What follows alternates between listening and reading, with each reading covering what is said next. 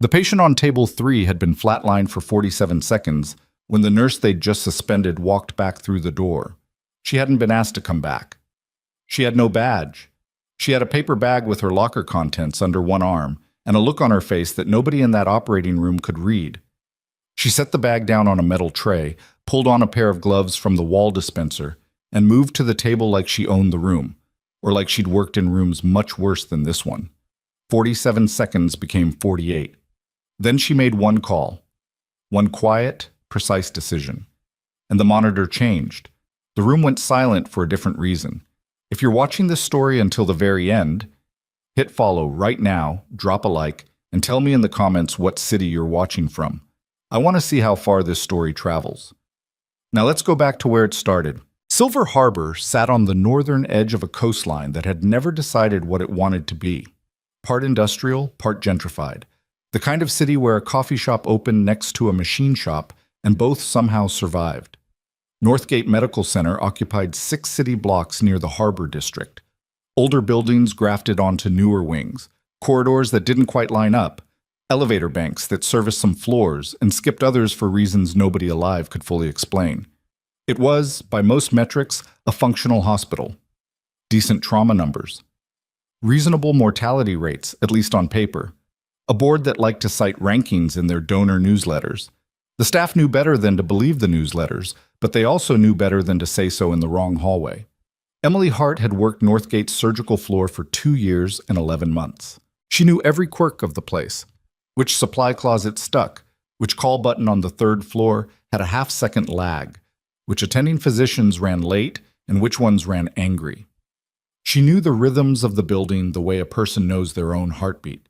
Not because she was sentimental about it, because she was trained to learn environments fast. Because in other rooms, in other years, not knowing the layout of a space could kill someone. None of her colleagues knew that part. They knew her as the nurse who showed up early, didn't make small talk, and once corrected a dosage calculation on a chart without saying anything to the ordering physician. Just flagged it to the pharmacist and moved on. Efficient. A little cold, some said. Quietly capable, others admitted, in the way people admit things they don't want to fully acknowledge. The surgical floor ran on a hierarchy that had calcified over years into something close to ritual. At the top of Emily's immediate world sat Dr. Preston Hale, the kind of surgeon who wore his confidence like armor and occasionally forgot there were people wearing the armor with him. Below him in practice, if not in title, was Darlene Voss, the charge nurse, who had worked this floor for 16 years and treated that tenure like a property deed. She managed the nursing staff with a competence that bordered on surveillance, always watching, always filing, always 2 steps ahead of any complaint that might reflect poorly on her. Emily existed in Darlene's orbit the way a smaller object exists near something with too much gravity. Managed. Redirected. Occasionally credited for things Darlene then mentioned in a way that made the credit feel like a loan. On the morning it all started, Emily was 20 minutes into her shift when she noticed something wrong with room 14. Walter Grimes was 58, a retired harbor pilot who'd come in for a coronary artery bypass 3 days prior. The surgery had gone well by official measure. His recovery notes were clean. But Emily had checked on him twice in the past hour, and the second time she'd stood at the doorway longer than usual, running through the discrepancies she couldn't quite name. His pain charting didn't match his behavior. He was reporting 4s and 5s. He was holding himself like an 8. She pulled his file at the nursing station and cross-referenced his medication log. His last bolus had been documented, timestamp, dosage, the works, but the way he'd reached for the bed rail when she'd walked in, the slight catch in his breathing, the way his jaw had gone tight when she'd touched his wrist to check his pulse. People in moderate pain didn't do that. "You're spending a lot of time on the Grimes chart," Darlene said, appearing at her elbow without preamble. "His pain scores feel off. His scores are what he reported."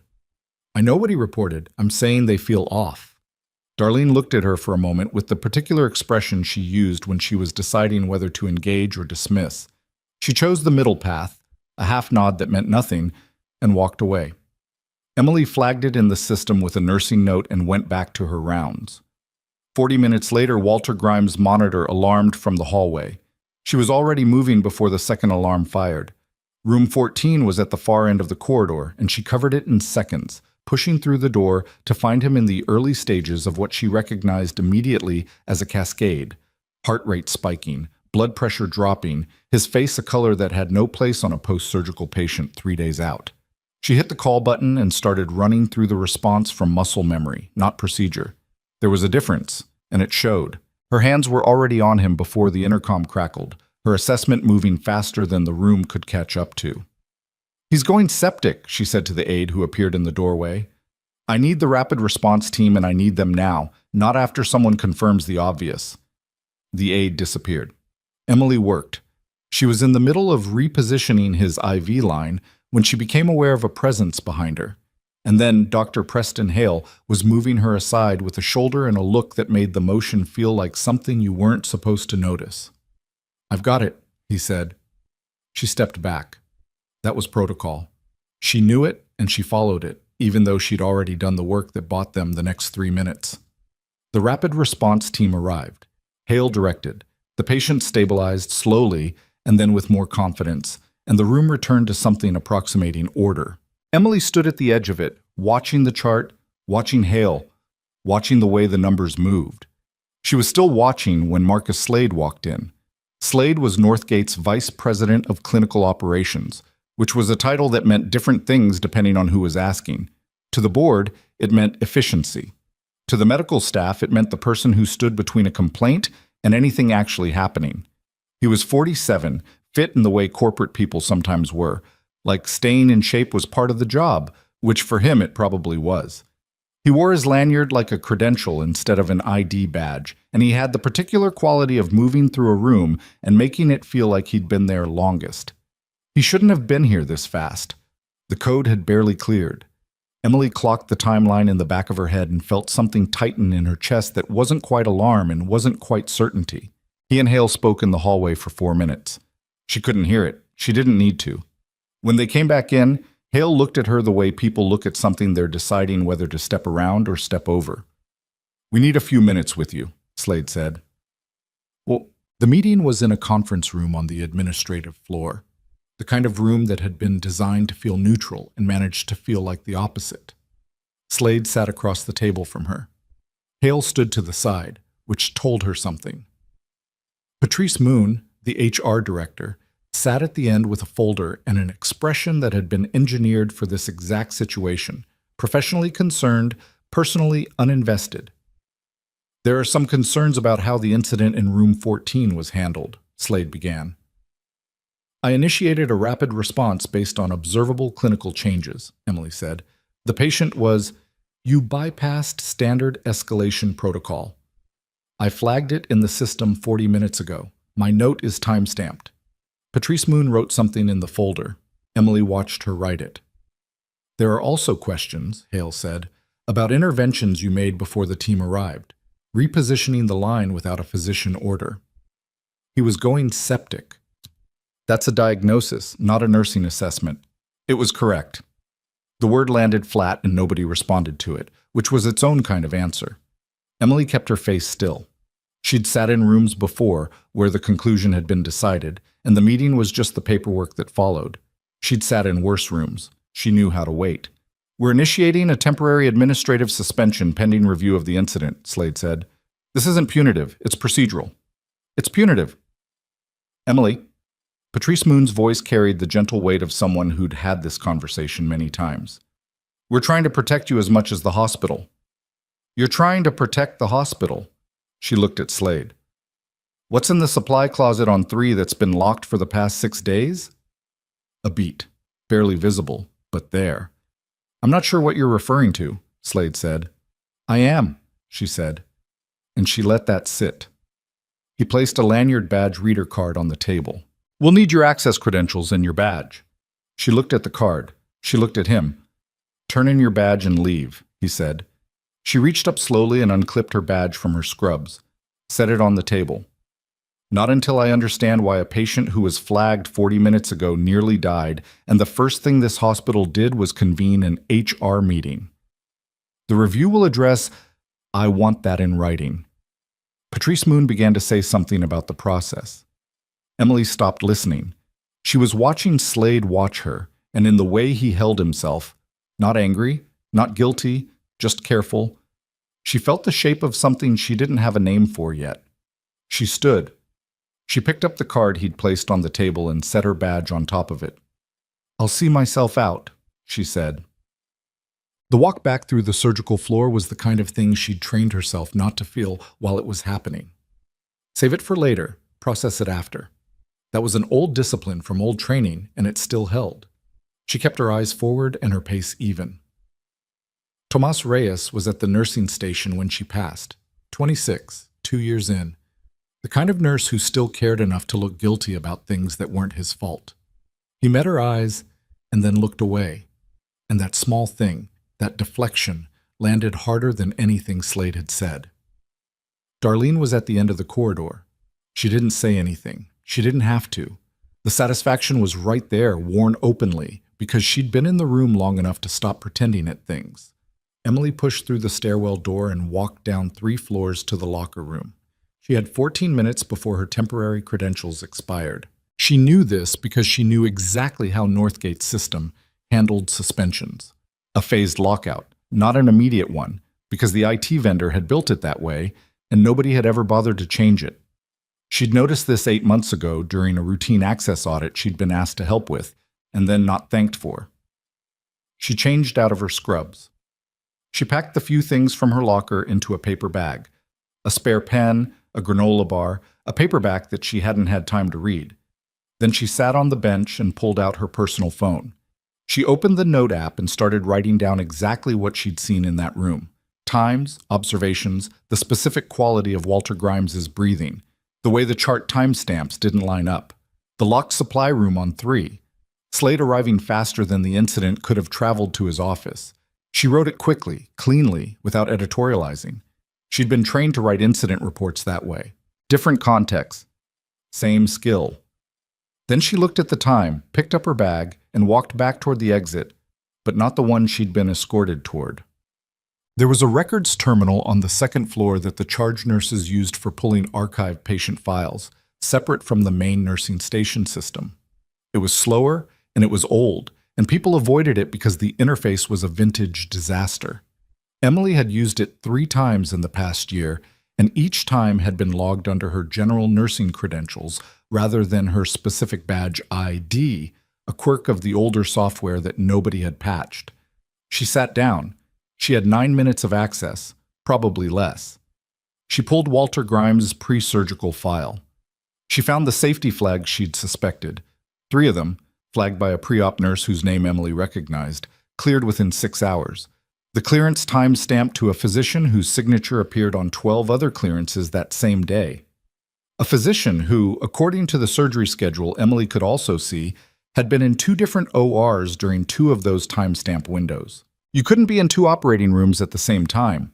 That wasn't ambiguity. That was a record that had been signed by someone who hadn't actually looked at it. She went to the next file. A woman named Patricia Keene, 63, readmitted 2 weeks after a routine procedure. Outcome, reclassified.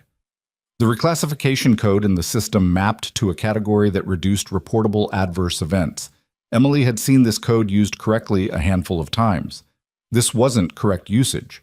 Patricia Keene had died during that readmission. 3rd file. Man named Dwan Okafor, 49, a complication that the system listed as resolved.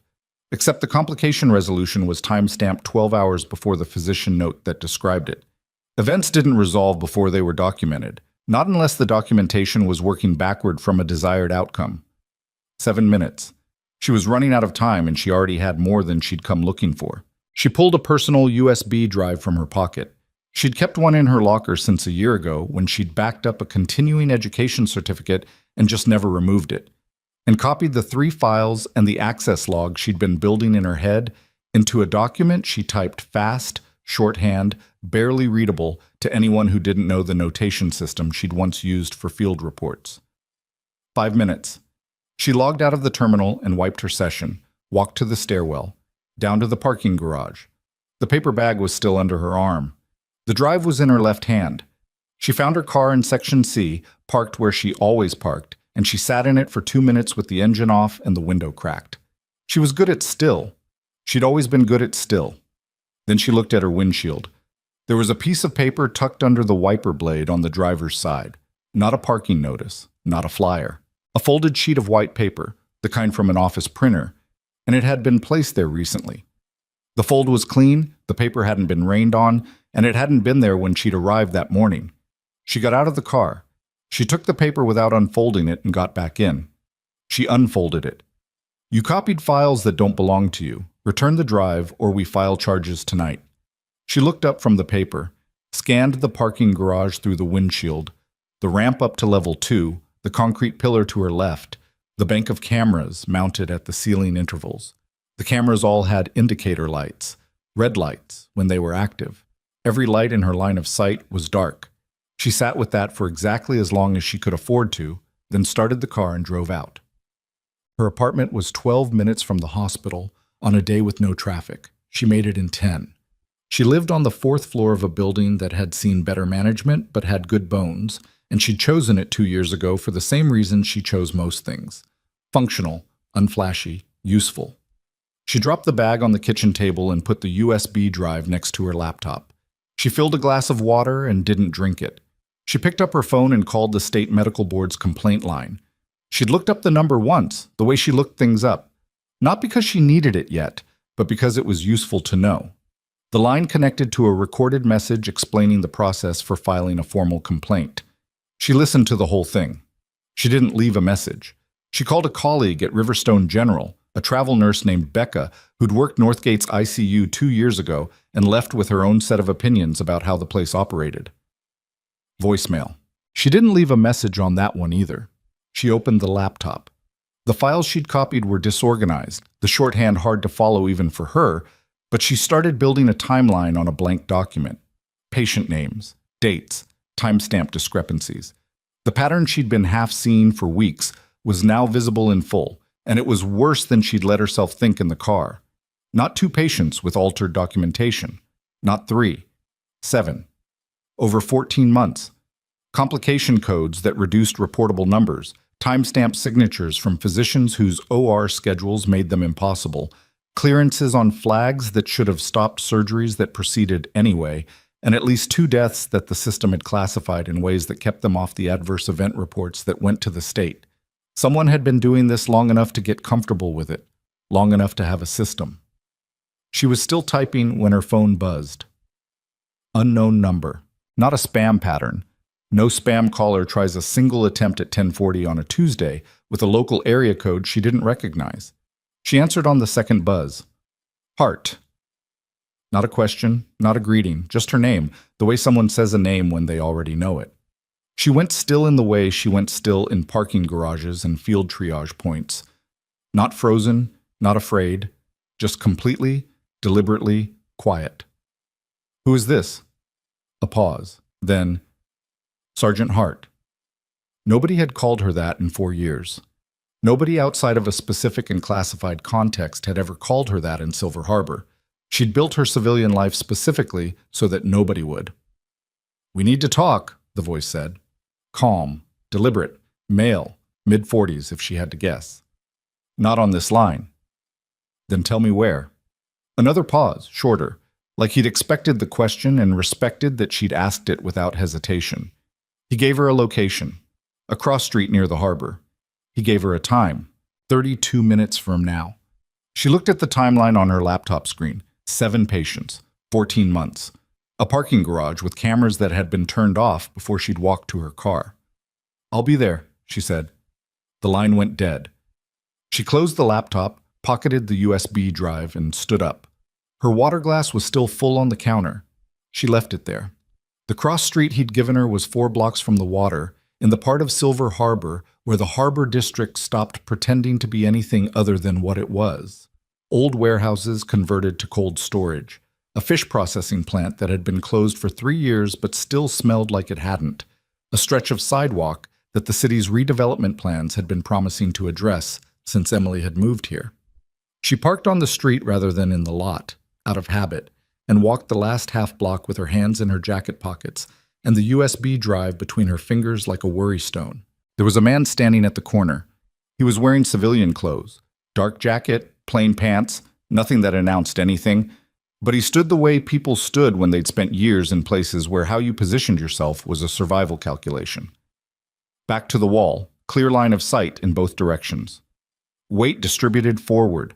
Emily recognized the posture the way you recognized a dialect. She'd spoken it herself. He was maybe 45, close-cropped hair going gray at the sides, a face that had spent time outdoors in conditions that weren't recreational.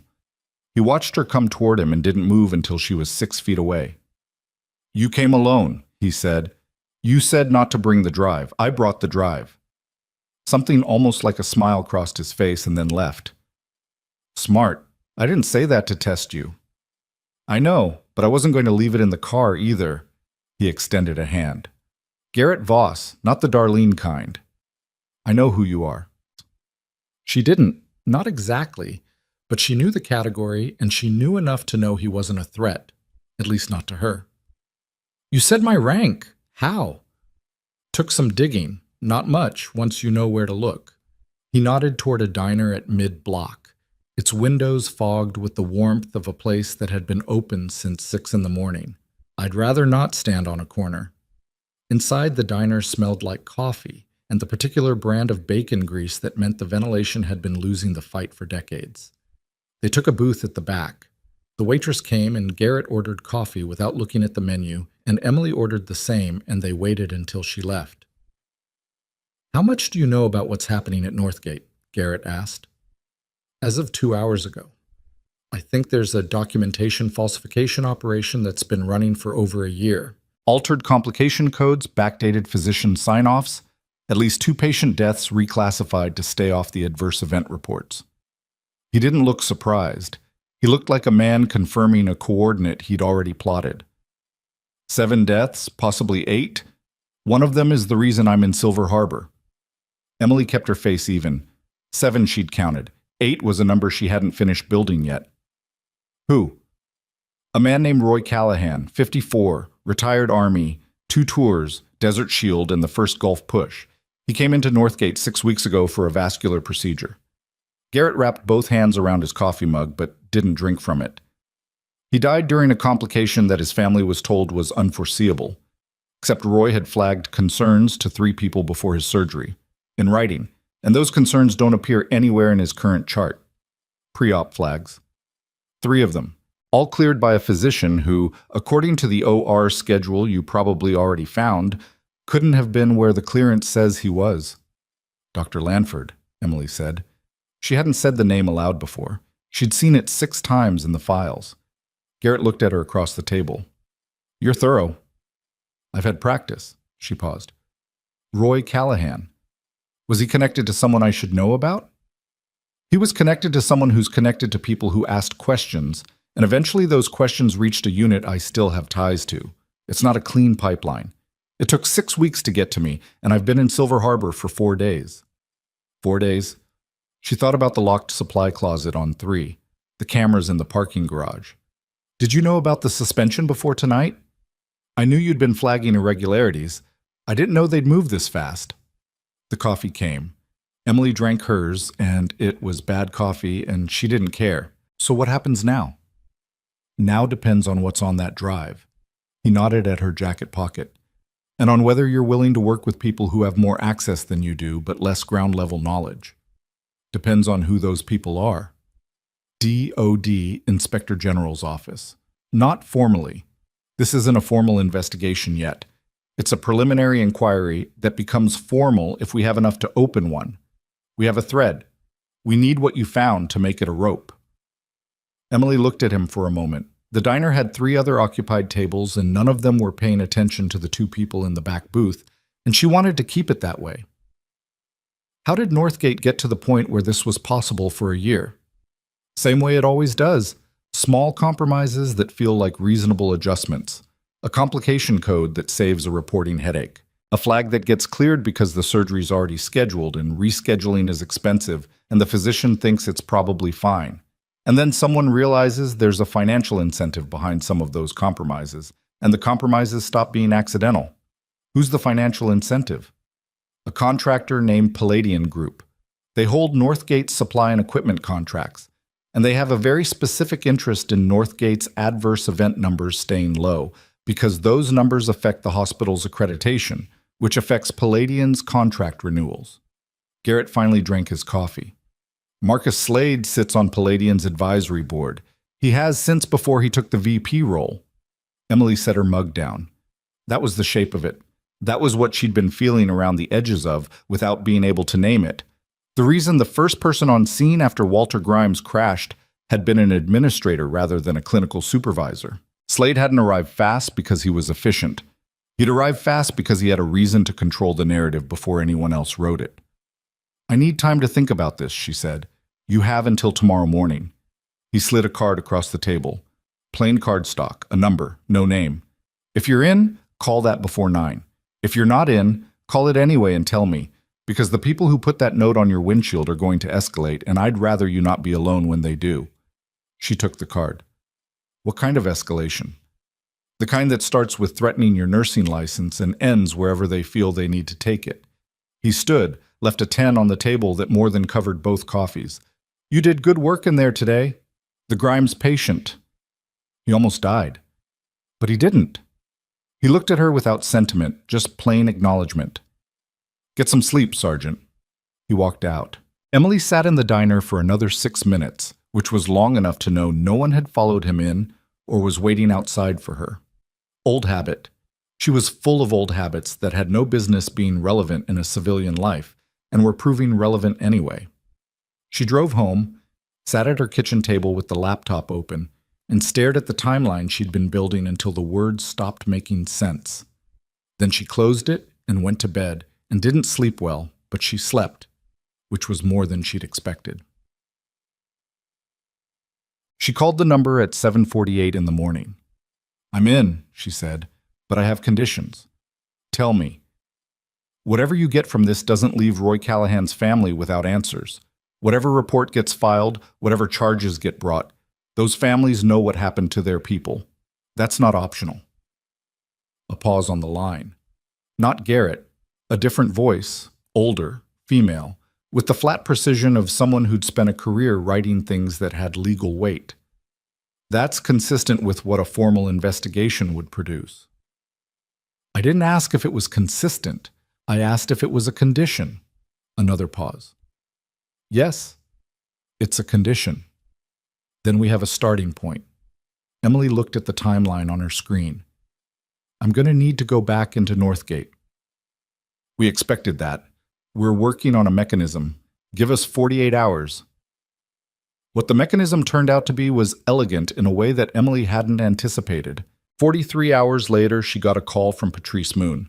"The review panel has decided to extend your administrative leave pending a formal findings process," Patrice said, with the particular warmth of someone delivering bad news in a frame designed to make it sound neutral. "However, as part of that process, you have the right to access your own personnel file and any documentation that directly pertains to the incident in question." Emily let a beat go by. "And I can do that in person?" "You can come in tomorrow between 9 and 11. HR Suite. You'll be escorted." "Of course." She kept her voice exactly calibrated, slightly defeated, professionally compliant. "Thank you, Patrice." She ended the call and texted the number on the card. "Tomorrow, 9 a.m. I'm in." The reply came back in under 2 minutes. "Don't go alone. Take your phone. Keep it recording the moment you enter the building." The HR suite at Northgate occupied the corner of the administrative floor that got the most morning light, which was the kind of detail that felt ironic when you were sitting in it under the circumstances Emily was sitting in it under.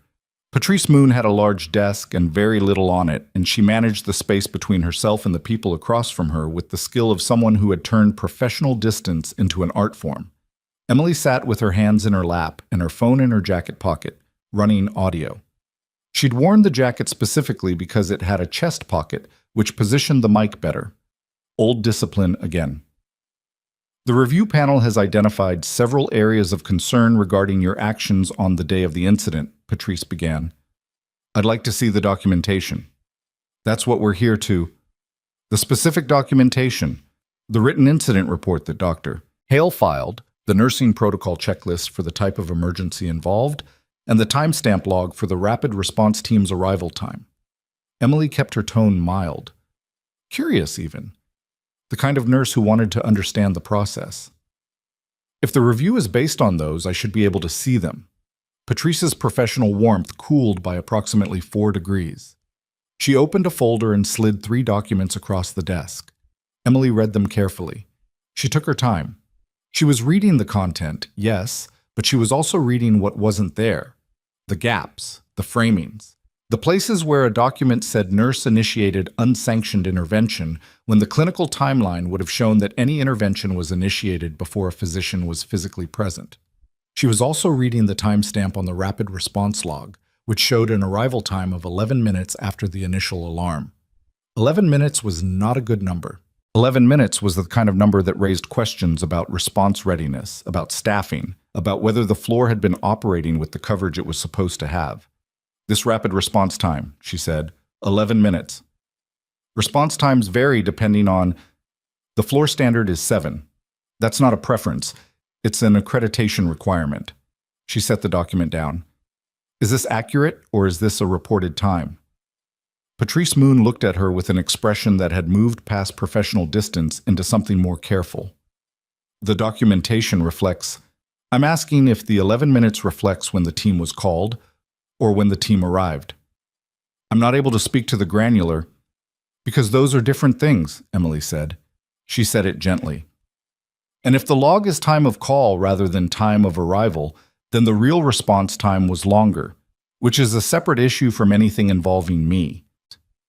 The room was quiet enough that Emily could hear the ventilation system. Patrice looked down at her folder. She looked back up. I'll need to verify that with the facilities team, she said, and her voice had changed just slightly, thinned out in a way that meant she'd heard something she hadn't been prepared to hear. Emily nodded. Of course. I appreciate your time. She stood, thanked Patrice for the access, and walked out through the administrative corridor with the audio still running in her pocket. She was in the elevator when her phone buzzed. A text from an unknown number that was different from Garrett's card, shorter prefix, the same area code. They pulled your building access card records from the day of suspension. They know you used the records terminal. She had 30 seconds before the elevator reached the lobby. She typed back, "How current is this?" The reply came before the doors opened. "This morning. They're building a case for data theft. You have maybe 48 hours before they file."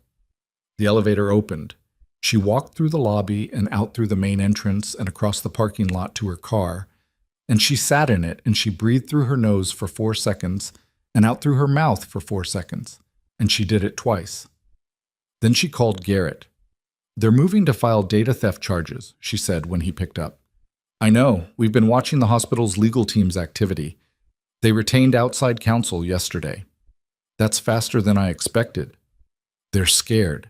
Scared people move fast and make mistakes. This is actually..." He paused. "This is consistent with what we need. If they file, it triggers a formal discovery process, which means anything they file becomes something we can respond to with what you found. They'd essentially be opening the door. That's a complicated door to want them to open." "It is, but right now it's the one we've got." A pause. "How much did you get in the HR meeting?" "Enough. The rapid response log has a time discrepancy I put on the record. Patrice Moon doesn't know what to do with it, which means she's going to check, which means the facilities team is going to have a conversation they weren't expecting." "Good. Keep the audio." Another pause, and she heard something in the background. Voices. The particular acoustic of a room with too many people in it moving with purpose. "Emily, I need to tell you something." She waited. Roy Callahan wasn't the only veteran. We've identified 3 others whose records went through Northgate in the past 14 months. All of them post-procedure complications. All of them reclassified. She closed her eyes. Opened them. Were they connected to anyone? Officially? One of them was a reservist who'd done a tour 18 months before his surgery. That's the one that created the paper trail that reached us. He let that settle. "We're not the only people paying attention now. There are people above my level who are paying attention, which means the timeline is moving faster than I initially told you." "How much faster?" "I'm expecting a federal signal within the next 72 hours. When that happens, the hospital won't have any warning. Neither will Slade. Emily looked at the entrance of Northgate through her windshield. The building looked the same as it had every morning she'd driven to it for 3 years. Same glass, same signage, same people moving through the automatic doors without looking at what they were walking into. What do I do until then? Stay visible. Don't disappear. If they think you're building a case, they'll assume going quiet means you're scared. Stay normal. Stay close to people who've seen you recently. And don't let them put anything else in writing with your name on it without having someone look at it first. That's a short leash. It's a careful one. There's a difference. She ended the call. She started her car but didn't drive anywhere yet. She was running through the timeline in her head. 7 patients, now 4 veterans among them, a contractor with financial stakes in the adverse event numbers, an administrator whose board position she hadn't known about until 40 hours ago, and a data theft filing that would be built on records that documented exactly the thing the hospital needed everyone to not notice. She thought about Roy Callahan, who had flagged 3 concerns in writing before a surgery he hadn't survived. She thought about what it meant to put something in writing and have it disappear. She put the car in drive. She went to see Walter Grimes. Not because it was smart or strategically useful. She'd spent long enough in her own head running the calculations, and she needed to do something that was just human. She stopped at the gift shop in the lobby and bought a card that said, "Get well" in simple text, not the kind with balloons and cartoons, and she took the elevator to his floor, and she told the nurse at the station that she was a friend from outside the hospital, which was close enough to true. He was awake. He looked better than he had 2 days ago, though better was relative. His color was still off, and there was a wariness in him that hadn't been there before his crash. The particular wariness of a body that now knew it could betray you. "You're the nurse from the other day," he said. Not accusing, just noting. "I am. I wanted to check in. They told me some nurse had flagged something before the incident. I figured it was you." He looked at her. "They also told me the nurse had been suspended." "That's accurate." He was quiet for a moment. He was the kind of man who weighed things before he said them. She could see it in the way he held his face when he was thinking. "That doesn't seem right," he said. "It is what it is." "Did you get in trouble because of me?" "No, I got in trouble because of things that were already there." She set the card on his bedside table. "How are they treating you now?" "Different doctor. The new one's actually explaining things." A pause. "The other one, Hale, he hasn't been back." "Good," she said, and meant it. "Make sure someone you trust is with you for any procedure discussions from here, even routine ones." He looked at her steadily. "Is there something I should be worried about?" She thought about what to say. She thought about Roy Callahan, who had flagged 3 concerns in writing. "Just ask questions," she said, "and write them down." She left his room and took the elevator down and walked out through the lobby, and she didn't look at the administrative floor windows, even though she had the feeling, animal and nonspecific, that someone up there was watching the parking lot. That evening, she sat at her kitchen table with the USB drive and the laptop, and she did something she probably shouldn't have done alone, but did. Anyway, she built a second copy of everything, organized and annotated, and she sent it to an email address that Garrett had given her on a piece of paper he'd then taken back from her because she'd had 20 seconds to memorize it. She was reasonably confident she'd gotten all 9 digits of the address correct. She sent it and got no bounce-back error, which she chose to interpret as confirmation. Then she made herself eat something, toast, which was what she had, and she wasn't hungry, but she ate it anyway because falling apart was a luxury she couldn't currently afford. She thought about calling her sister in Portland and decided against it. There was no version of that conversation that didn't make things worse for both of them, and she'd learned a long time ago to keep the people she loved out of the blast radius until she knew the size of the blast. She was washing her plate when her phone rang.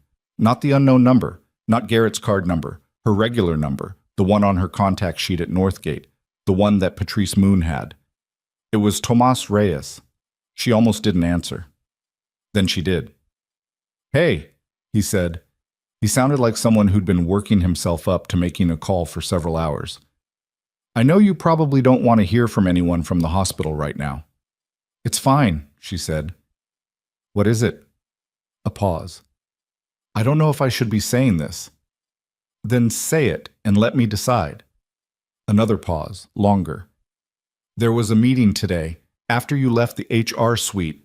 I don't know how I ended up in the hallway at the right time, but I did. Slade and someone I didn't recognize going into the conference room, and I heard... He stopped.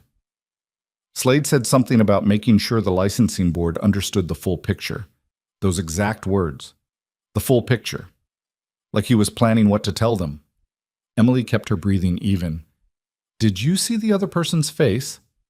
Briefly, older guy, suit, not hospital staff, outside counsel. Tomas, I need you to not repeat this to anyone else. Not Darlene, not anyone on your unit, not in writing anywhere. Can you do that? I'm already not doing that. That's why I called you directly. A pause. Are you okay? It was a more complicated question than he probably knew. I'm managing, she said. Thank you for calling. She ended the call and stood in her kitchen and thought about the word managing, which was the truest thing she'd said to anyone in 2 days. She was managing. She was managing the information and the access and the timeline and the particular quality of controlled stillness that she'd learned in places where going still was the difference between completing the mission and not completing it. She put her phone on the table and looked at the wall. 48 hours, Garrett had said. 72 for the federal signal. She was 30 hours into the first window and 12 hours into the second. She was still doing the math when her phone rang again, and this time it was the number from the card, and Garrett's voice had a texture in it that she hadn't heard the day before. Something close to urgency, close enough that she recognized it before he said a word. Turn on the local news, he said. She didn't have a TV. She opened her laptop and pulled up the Silver Harbor Courier's live stream. The headline was already running across the bottom of the screen. Northgate Medical Center Executive Senator McCallum transferred to Northgate, condition undisclosed. Senator Diane McCallum, 61. 3 terms. Chair of the State Senate Health and Human Services Committee. The committee that oversaw hospital accreditation standards. She came in through the ER 40 minutes ago, Garrett said. Cardiac event. They've got her in the ICU. Emily looked at the screen. She thought about the documentation she'd found. The altered codes, the falsified clearances, the 7 deaths that had been reclassified and smoothed over and kept off the reports that went to the state, the reports that went to the committee that Diane McCallum chaired. If something happens to her in that hospital, Emily started, I know. The investigation gets buried. The committee chair dies at the hospital under review, and the whole thing becomes about her death, not about what was already happening. Or, Garrett said, and his voice had moved past urgency into something more deliberate, it becomes the event that makes everything impossible to ignore, but only if we move before they can shape what it looks like. A pause. Emily, I need to know if you can get back into that building tonight. She looked at the clock on her laptop. It was 9:47 p.m. I don't have access, she said. We know someone who can get you in, but you'd have to be there in 20 minutes, and you'd have 15 minutes inside before anyone notices an anomaly in the access log. She was already closing the laptop. What am I looking for? McCallum's chart, whatever they're entering tonight. If they're going to run the same playbook they used on the others, they'll start adjusting documentation within the first few hours. We need a time-stamped capture of what's in the system before the adjustments happen. And if they've already started, then we need that too. His voice leveled. This is the part where I have to tell you that if you're caught inside that building tonight, the data theft filing becomes something significantly harder to fight. I know. You don't have to do this. Emily picked up her jacket and her keys. The USB drive went into her pocket. 20 minutes, she said. Where's the contact? There was a pause, and in it she could hear him making a decision he'd probably already made, just confirming it was the right one. East service entrance. The person will be wearing a gray jacket, and they won't ask for your name. Good, she said. Neither will I. She was in her car before she finished the call. The streets at this hour were quiet in the way Silver Harbor got quiet. Not empty, just muted. the harbor lights reflecting off the wet pavement from an earlier rain she'd barely noticed while she was sitting inside building a case that had just become something bigger and more dangerous than it had been that morning. She drove without music, without narration, without anything between her and the road. She was calculating, planning, running the 15 minutes in her head like a route she'd need to walk without a map. She was 3 blocks from Northgate when the emergency broadcast alert hit every phone in the city simultaneously. A sound she'd heard before only in drills and once in a situation that had nothing to do with a hospital in a mid-sized American city. She looked at the screen at a red light. Federal Emergency Declaration, Northgate Medical Center. All non-essential personnel ordered to vacate perimeter. The light turned green. She didn't move for 2 seconds, long enough for the car behind her to tap its horn. Then she drove forward because stopping was not something she was going to do. Her phone rang. Garrett. She answered on speaker. The timeline moved, he said, and his voice now had no texture left at all. Just flat, clean, operational. Federal declaration was triggered 40 minutes ago. There's a response team inbound. What kind of response? Military medical? DOD deployed an emergency field unit when McCallum's condition escalated. A pause, and in the pause she heard it before he said it. Heard it in the silence and the background noise and the particular way he was breathing. They're landing on the hospital's north pad in 11 minutes. She turned the corner and Northgate came into view 2 blocks ahead. Lit up, personnel moving, the beginning of a perimeter starting to form along the sidewalk. And above the roofline, from the north, the sound she'd heard in other contexts and never forgotten. The specific harmonic of military helicopter rotors. The kind of aircraft that didn't land on hospital pads in civilian emergencies unless someone had decided the situation was no longer civilian. I'm 2 blocks out, she said. I know. Emily, his voice shifted. Something in it she hadn't heard from him before. The unit commander. You know him. She slowed the car. The name, she said. Colonel James Wakefield, 3rd Special Medical Group. A pause. He put your name in the unit commendation report 8 years ago, the one that stayed classified. Emily pulled to the curb and stopped the car. She looked at the lights of Northgate Medical Center through the windshield. She looked at the airspace above it, where the navigation lights of an inbound aircraft were now visible against the dark. Wakefield. She hadn't said that name in 8 years. She hadn't needed to. She had moved to Silver Harbor and built a life that didn't require that name or the weight that came with it. He doesn't know I'm here? She asked. He didn't, as of 30 minutes ago. A pause. He does now. The aircraft descended toward the north pad, and even 2 blocks away she could see the wash from the rotors moving through the emergency lights at the perimeter's edge. Figures in the organized motion of a military medical unit establishing its footprint in a space it had claimed. Her phone buzzed. A text from Garrett's number, but the message wasn't Garrett's cadence. Hart, East Entrance, 2 minutes. W. She looked at the message for exactly as long as she needed to. Then she put the car in drive. The East Service entrance was a heavy steel door that opened onto a loading corridor used for linen and supply deliveries, and it was propped open by exactly 2 inches when Emily reached it. Enough to grab, not enough to be visible from the parking lot. She pulled it and went through, and the door sealed behind her with a sound like a decision being made. The corridor was lit by emergency strip lighting, the regular overheads on a reduced circuit because of the federal declaration, which meant the cameras on this wing were drawing from the backup power allocation, and 2 of the 3 she knew about were currently dark. The 3rd was at the corridor's end, and she walked past it without hesitating because hesitation was the thing cameras actually caught. Not your face, but the quality of your movement. She took the stairwell to the 2nd floor. Wakefield was waiting at the landing. He was taller than she remembered, or maybe she'd remembered wrong. It had been 8 years, and memory compressed some things and expanded others, and she'd been 23 the last time she'd stood in proximity to James Wakefield, and she'd been a different person in almost every way except the ones that counted.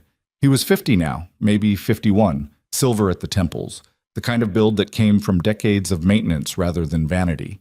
He was in uniform. The rank on his collar was colonel, and it had been major when she'd last seen it. He looked at her for a long moment.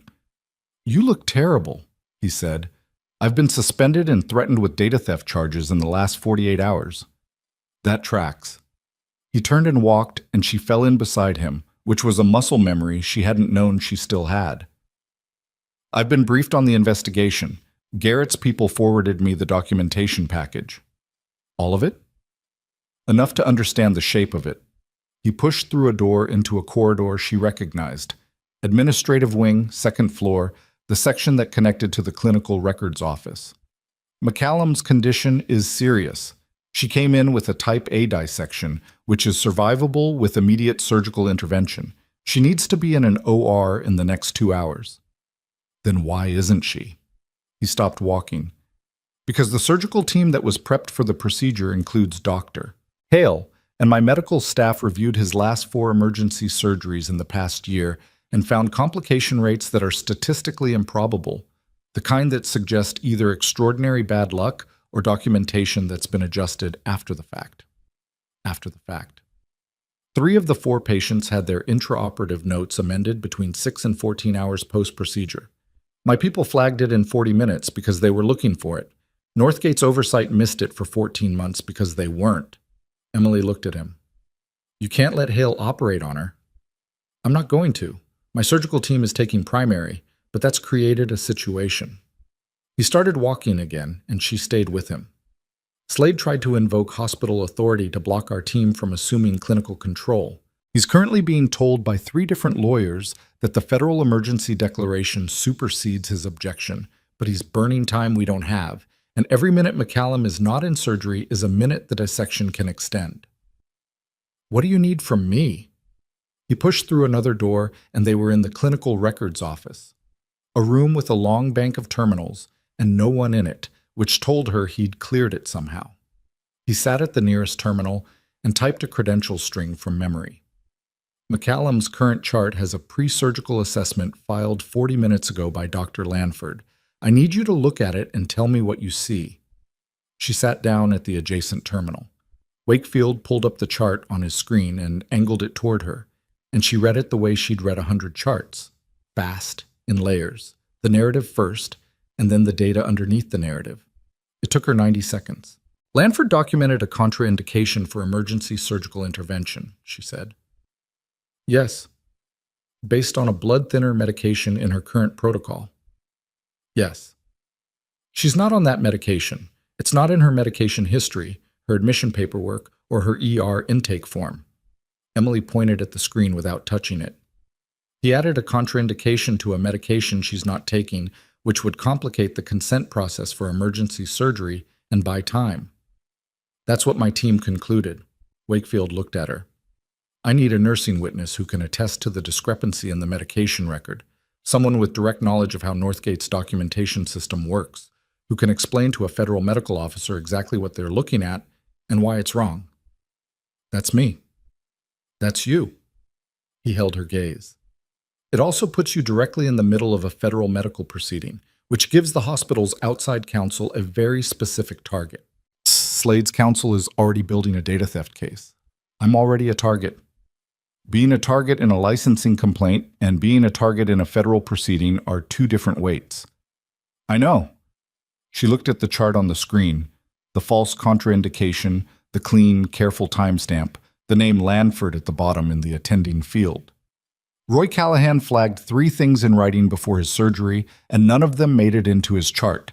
McCallum is about to die from a condition that's treatable because someone added a medication to her record that she's not taking. She pushed back from the terminal. I'll testify to whatever I need to testify to. Let's go.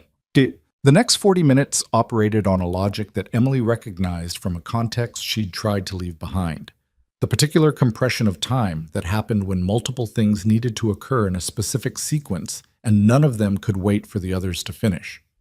Wakefield's team had established a command point in the hospital's second-floor conference room, which they'd converted with a speed and economy that impressed her and reminded her, uncomfortably, how good at this they all were. She gave her statement to a federal medical officer named Captain Renata Souza, 30s, direct, the kind of precision that came from having no interest in anything that wasn't relevant. Emily walked her through the medication record discrepancy, the mechanism of Northgate's documentation system that allowed retroactive amendments, and the 3 other charts she'd documented in which the same pattern appeared. Souza typed without looking at the keyboard and asked 3 follow-up questions, all of which were the exact right 3 questions. At the end of it, Souza looked at her notes. You copied these records during a window when your credentials were still active. Yes. The hospital's position is that constitutes unauthorized data access. My credentials were active. The access was logged under my ID.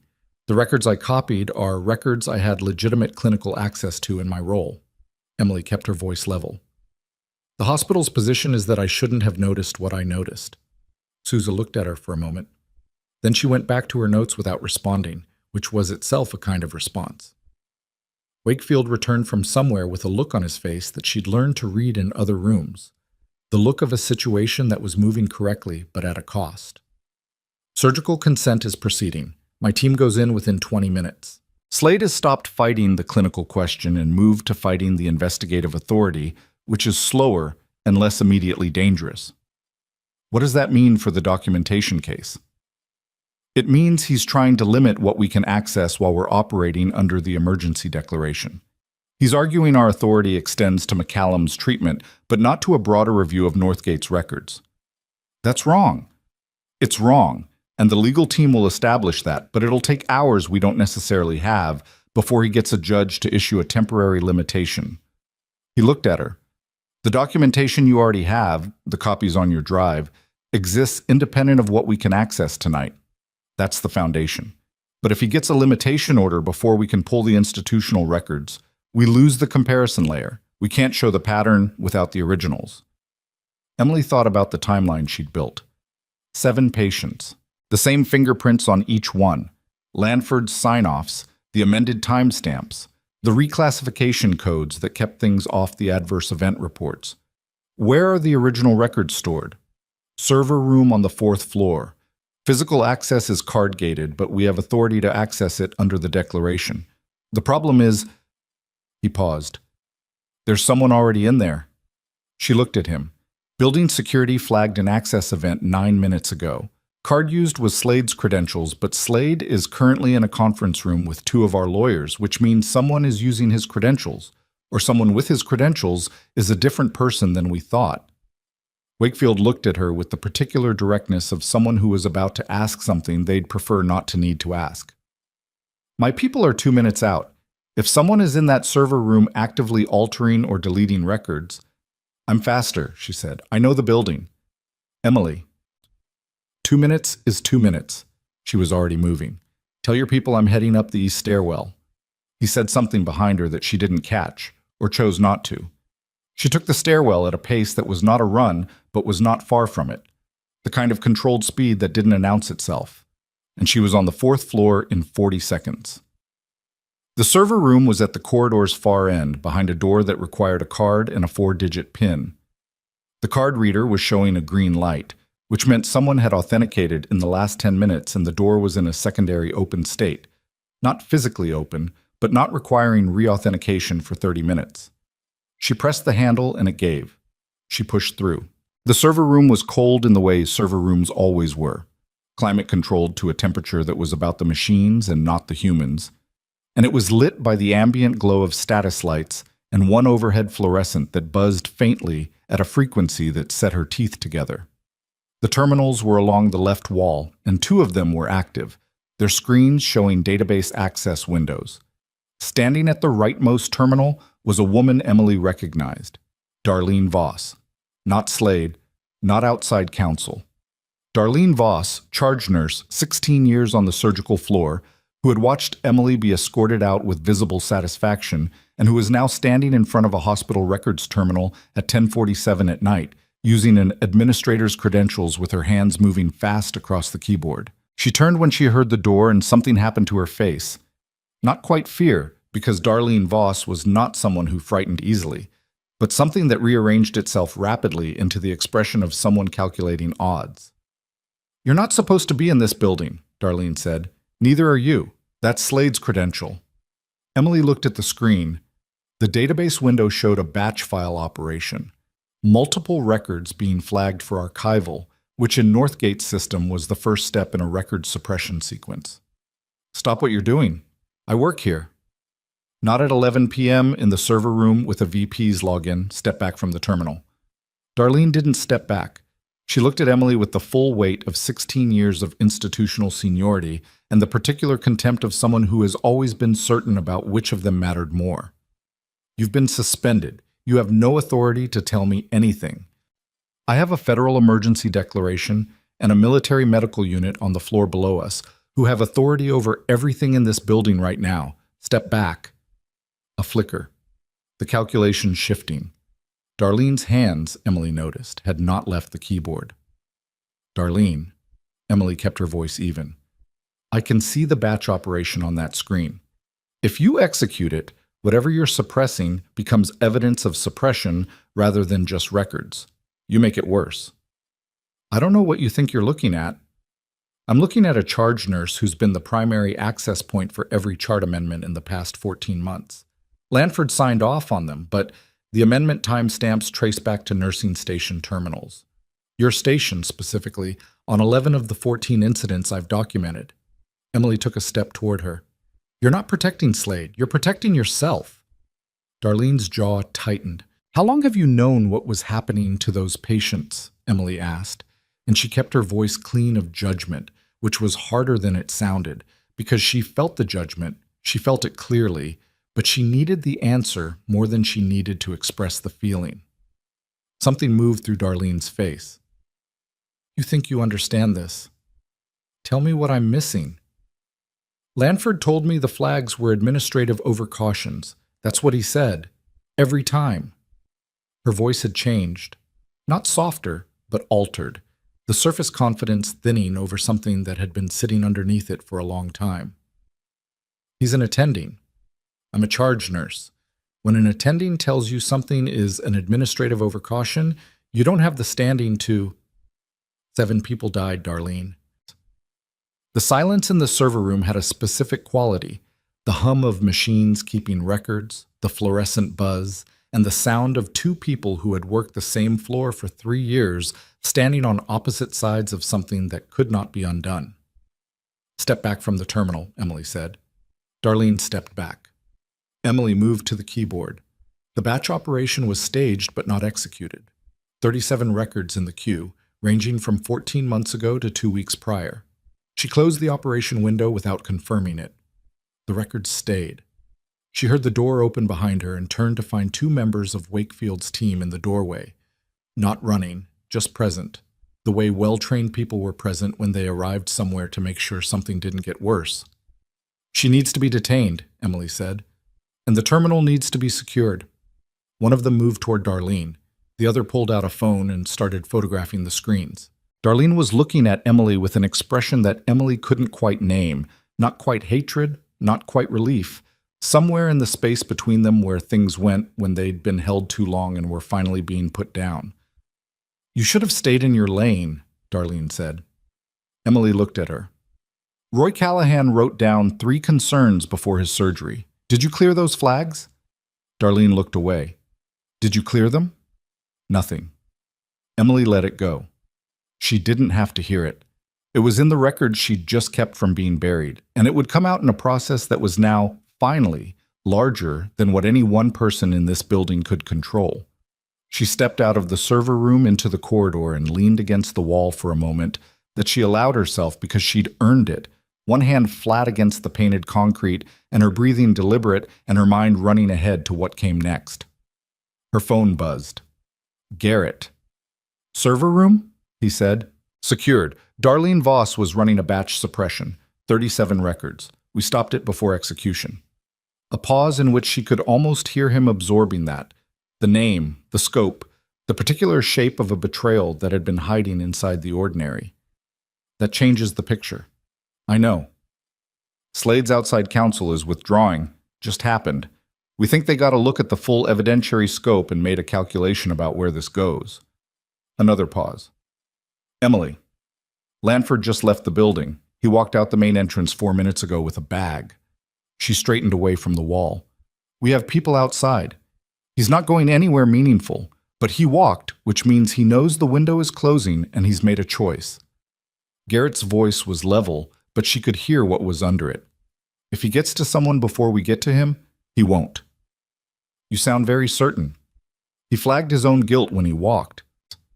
She moved down the corridor toward the stairwell. People who are actually innocent of something don't walk out of a building carrying a bag when there's a federal emergency declaration in effect.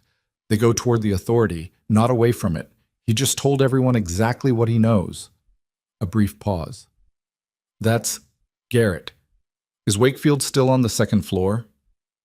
As far as I know. Tell him Lanford walked. He'll understand what that means for the surgical proceeding and the witness list. She took the stairs down. On the second floor landing, she paused because she heard voices from behind the door. Raised, or not raised exactly, but pressurized, the quality of a conversation where someone was running out of moves and knew it. She opened the door. The corridor outside the conference room that Wakefield's team had commandeered was crowded in a way it hadn't been 40 minutes ago. More of Wakefield's people. 2 people in suits she didn't recognize who had the specific quality of federal agents, and Marcus Slade, standing in the middle of it without his jacket, which was the most undone she'd ever seen him look. He was talking to one of the suits, or he had been talking. When Emily came through the stairwell door, he stopped. He looked at her with an expression that moved through several things very quickly.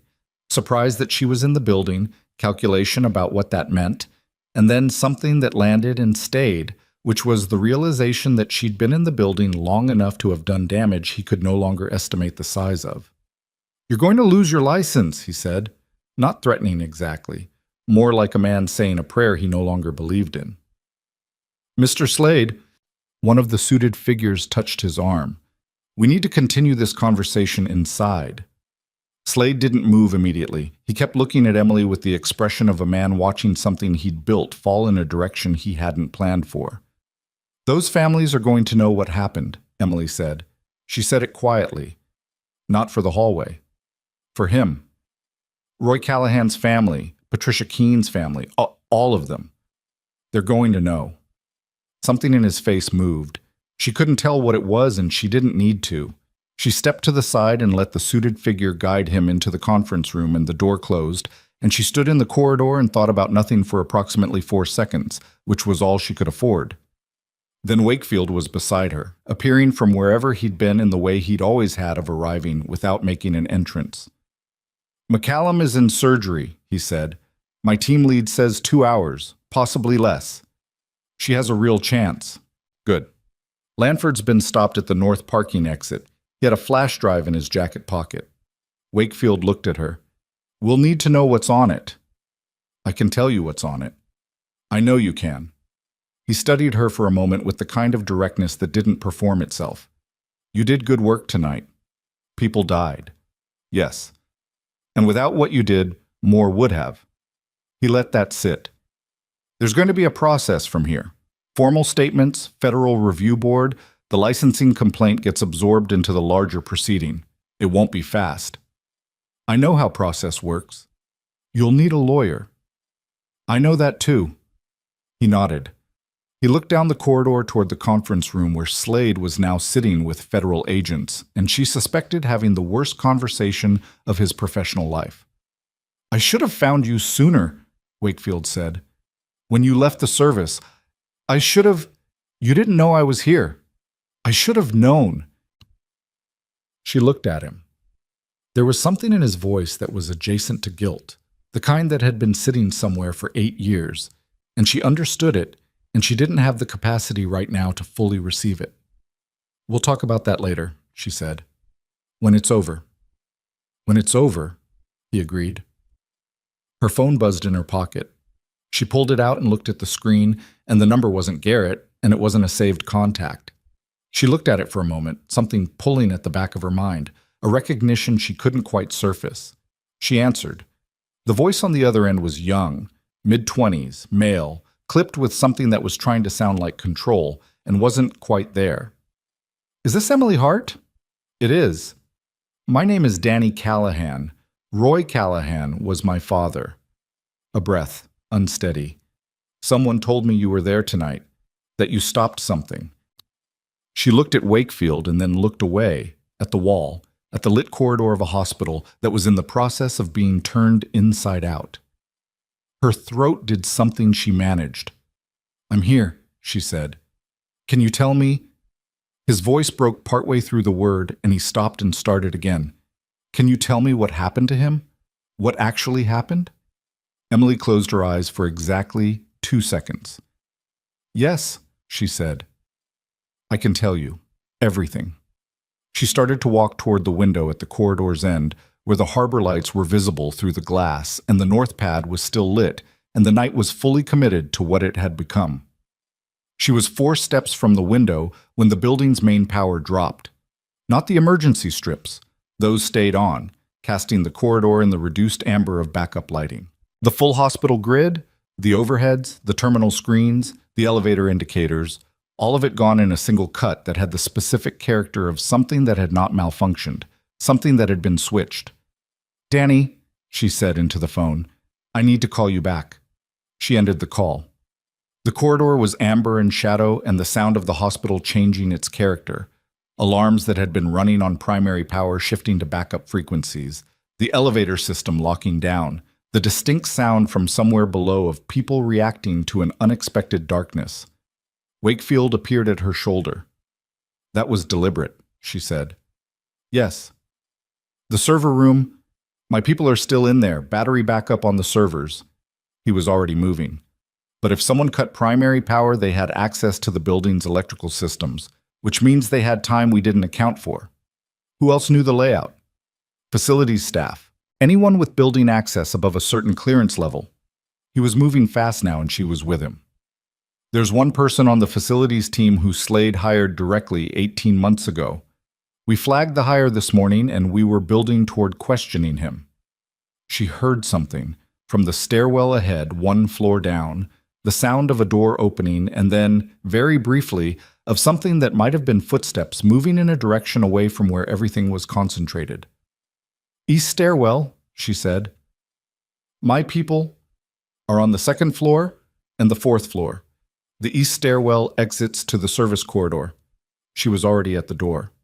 "The same one I came in through." Wakefield grabbed her arm. "Not hard. Just present, just enough. You are not chasing someone through a dark stairwell alone." "I'm not chasing anyone." She looked at him. "I know where the service corridor exits. There's only one door to the outside, and it locks from inside only." She held his gaze. "He's not leaving through the front, and if he reaches that door before your people reach the perimeter—" Wakefield let go of her arm and spoke into the radio on his collar, clipped and specific, the kind of instruction that people who knew what they were doing responded to without asking questions. 30 seconds, he said to her. "Then we go together." The backup lighting hummed in the corridor, and somewhere below them a door opened or closed, and the building held everything in it. The records that hadn't been deleted, the senator in surgery, the charge nurse in federal custody, the administrator in a conference room with agents, and in a service corridor 1 floor below, in the amber of emergency lighting, something that was not yet over. Her phone buzzed one more time. Text from an unknown number she'd never seen before. 5 words. He already copied everything. "Drive." She showed Wakefield the text. He read it once and didn't say anything for 2 seconds, which was his version of a reaction. "The drive Lanford had when they stopped him," Emily said. "We assumed it was records he was taking out." Wakefield was already moving, radio at his collar again. If it's a copy of something he already sent, then stopping him at the parking exit didn't stop anything. She walked with him fast. "Who sent this text?" "I don't know." "Is it someone on your side?" "It might be someone on no one's side who wants to make sure we know." He spoke into the radio, a crisp instruction to whoever was holding Lanford to secure the drive immediately and isolate him from any outgoing communication. Then he looked at her. "Or it could be designed to pull our attention to the drive while something else moves. Either way, we need to know what's on it." "Either way," he agreed. They found Lanford in the back of a government vehicle in the north lot, which she could see through the glass doors at the corridor's end. The vehicle's interior light on, 2 people standing outside it. He'd been cooperative, according to the agent Wakefield reached by radio, which was the kind of cooperative that meant a man who'd calculated his options and decided that cooperation was the best remaining one. The flash drive was in an evidence bag. The agent read off the file count, 43 files, mixed formats, pulled from Northgate's clinical database. More than what was in the batch queue upstairs, Emily said. He'd been building this longer than tonight. Wakefield looked at the vehicle through the glass. He was either building a case or building a bargaining chip, possibly both. If it's a bargaining chip, he was planning to use it before we got here. Yes, which means he knew we were coming. She thought about the timeline. Garrett's 4 days in Silver Harbor, the preliminary inquiry, the federal signal that had moved faster than expected. Someone in the information chain had been less secure than it appeared. Who knew about the DOD inquiry before tonight? My team, Garrett's contact at the IG's office, and whoever they reported to. He paused, just briefly. And whoever those people talked to. You have a leak. I have a possibility of a leak. He said it with the precision of someone who'd learned not to confirm things before he had to. Orlanford is more observant than we gave him credit for, and he noticed 4 days ago that something had changed in how the hospital was being watched. It was possible. Emily had been observant enough to notice that the cameras in the parking garage had been turned off before she'd walked to her car. Someone who'd been gaming a documentation system for 14 months wasn't doing it without paying attention to their environment. What's on the drive changes the picture either way, she said. If he built it as a bargaining chip, he included things that implicate him, but also things that implicate everyone above him. That's how a bargaining chip works. You don't trade something that only hurts you. Wakefield looked at her with the expression of a man who was thinking what she was thinking. Slade, he said, and whoever Slade answers to at Palladian Group. The drive was accessed in the mobile command unit that Wakefield's team had set up in the north lot, a vehicle that looked like an oversized passenger van from the outside and contained more processing power and secure communication bandwidth than most regional field offices. Emily sat at a fold-down table across from a tech specialist named Huang, who had the energy of someone for whom a high-stakes midnight records review was a perfectly ordinary Tuesday, which for him it might have been. The files loaded. Huang sorted them by creation date, and Emily started reading from the oldest, which was 14 months ago, and the picture that assembled itself over the next 35 minutes was both worse and more coherent than what she'd built from her own copies. Lanford had kept records, not because he was conscientious, nothing in his history suggested conscientiousness, but because he was protecting himself. He documented every instance in which he'd been asked to clear a pre-surgical flag that he hadn't personally reviewed. Every instance in which the instruction had come not from clinical judgment, but from an email, a conversation, a text message that he'd screenshotted and saved. The instruction source was consistent, a woman named Vera Aldrich, Northgate's director of clinical compliance, who reported directly to Slade. Vera Aldrich had a name Emily recognized from the organizational chart, but a face she couldn't place because the director of clinical compliance was not someone who appeared on nursing floors. She sat in the administrative suite and produced reports and managed accreditation documentation, and apparently had been the operational center of a scheme that had run for 14 months and killed 8 people. Aldrich, Emily said. Huang looked at the file she was pointing to. She's in the building? I don't know. She looked at Wakefield, who had been reading over her shoulder for the last 10 minutes. Is she in the building? He spoke into the radio. Waited. She badged in at 7 p.m., no badge out recorded. 7 p.m. was before the federal declaration, before the emergency, before anyone had any reason to know what tonight was going to become. She came in early, Emily said, before the declaration. She was here when McCallum arrived. Wakefield's expression didn't change, but something behind it did. She knew McCallum was coming. Or she knew something was going to happen that she needed to be present for. Emily looked at the files on the screen. The false contraindication in McCallum's chart. Lanford signed it, but if the pattern holds, it came from Aldrich, Wakefield said, and Aldrich is still in the building. He was on the radio before she finished the sentence. Pocket. They found Vera Aldrich in the clinical compliance office on the 3rd floor, which was exactly where she was supposed to be, sitting at her desk with her computer open and a cup of coffee that had gone cold at her elbow.